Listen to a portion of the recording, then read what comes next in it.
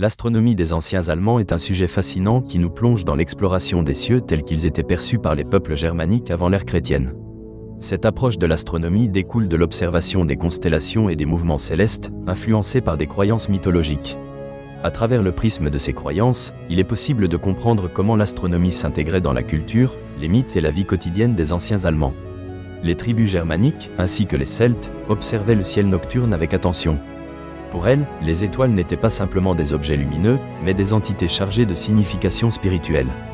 Les constellations étaient souvent associées à des figures légendaires ou divines. Parmi les plus connues, la constellation désignée par les anciens comme le « Grand Chariot » guide les voyageurs, servant encore de repère aujourd'hui. Une figure fascinante de la mythologie germanique est celle de Tyr, le dieu de la guerre. Dans certaines traditions, il est lié à l'étoile du matin.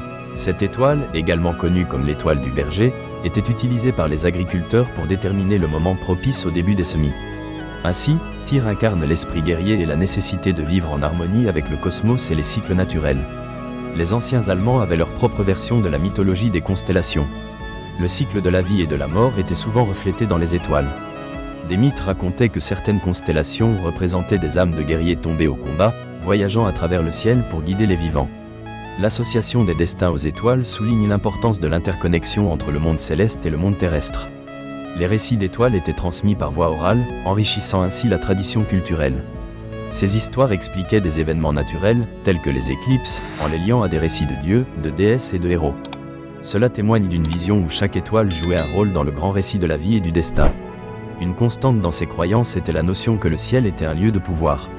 Les anciens Allemands considéraient les comètes comme de mauvais présages, souvent interprétés comme des annonces de conflits ou de catastrophes. Cela révélait l'importance de comprendre les signes célestes, et l'évolution des connaissances astronomiques a affiné ces interprétations. L'attention portée au cycle lunaire était manifeste. Les différentes phases de la Lune influençaient les rituels agricoles et les cérémonies religieuses. C'était un élément clé du calendrier, dictant les temps de semis et les jours de fête. La Lune avait également un rôle symbolique puissant, étant associée à des déesses, comme celle de la fertilité, souvent représentée sous la forme de la Lune croissante. Les mythes germaniques, tels que ceux collectés par les frères Grimm, révèlent un univers où les éléments naturels sont perçus comme intimement liés à l'humanité. Tout s'inscrit dans une trame commune entre l'humain, la nature et le céleste. Cela montre que l'astronomie était intégrée à chaque instant de la vie. Avec l'arrivée du christianisme, ces traditions ont été modifiées. De nombreux symboles et étoiles ont été remplacés par des références chrétiennes. Cependant, certaines étoiles et constellations, déjà établies, ont perduré. En conclusion, l'astronomie des anciens Allemands témoigne d'une tradition riche où le ciel était empreint de significations mythologiques et spirituelles. Leur perception des étoiles, des constellations et des mouvements célestes illustre une quête d'ordre dans le chaos de la vie. Cela montre comment, à travers les âges, l'être humain a cherché à comprendre le cosmos, reliant les aspects spirituels et naturels de son existence.